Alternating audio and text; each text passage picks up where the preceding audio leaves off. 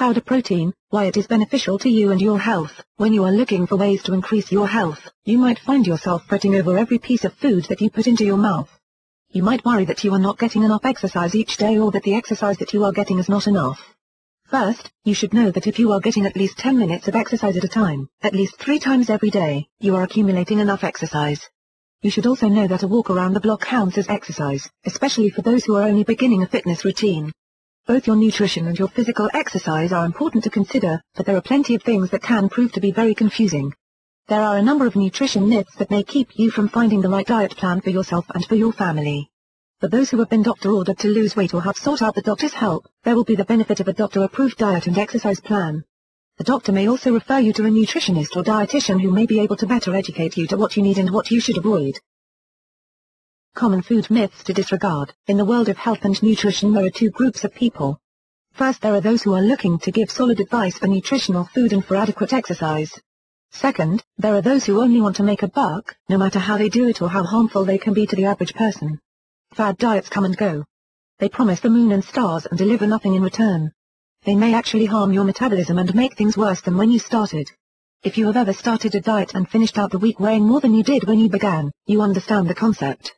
Anything that sounds too good to be true should be considered dangerous, especially in the world of health and nutrition. You should not expect to safely and permanently lose 20 pounds in a week. You should know that you will lose more weight in the first week of your diet and then experience a slight tapering off. You should also know what to do when you hit a plateau during the course of your diet. You cannot eat after 5 p.m. One of the most enduring and common food myths is the one advising you to stop eating before a certain time of the day. While most say you should close the kitchen to prevent mindless snacking at 8, there are plenty that suggest stopping at 5 or even 4 in the afternoon to lose weight. The problem of course is that by the time the morning comes along, you are ravenous from going so long without eating anything at all. You destroy your metabolism this way, which will keep you from losing any weight.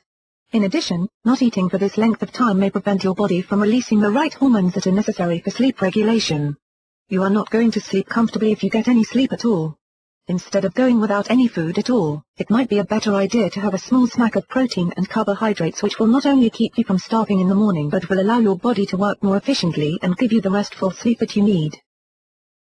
You should follow this or that diet plan exactly as written. In the world of health and nutrition, one of the best ways to make the big bucks is to write a diet book. The problem with many of these plans is simple. They are not written specifically for you. There is not a one-size-fits-all diet plan that can be all things to all people. The best diet plan is one that gives guidelines for what is best, including amounts and types of foods and acceptable substitutions for every food in the plan. A rigidly written diet plan is too hard to incorporate into most people's lifestyles and may be too hard to follow as well. You should also see a disclaimer in the beginning of the book and with each recipe that explains that the diet is based on a person of a certain weight. Someone who weighs 150 pounds will need fewer calories than a person who weighs 250. The amount suggested by the diet plan will be based on the needs of one particular weight category and should adjust up or down based on your needs. Vegetarians automatically lose weight. One of the biggest myths is that you will drop weight without effort as soon as you stop eating meat. First, if you are not eating the right foods, you will not lose weight. Second, if you are not eating the right kinds of vegetarian foods, you will find yourself deficient in certain nutrients. Many people, especially teenagers, will suddenly opt to eat a vegetarian diet and will find themselves actually gaining weight because they did not pay attention to the foods they were eating. Some new vegetarians will live on high-fat macaroni and cheese or French fries.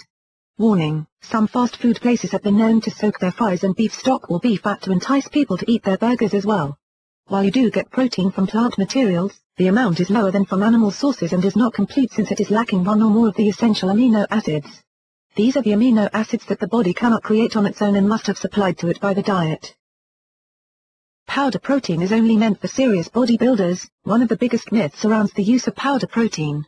There are a number of options to choose from and you should understand how they work and how to use them best before choosing which are the best for your needs.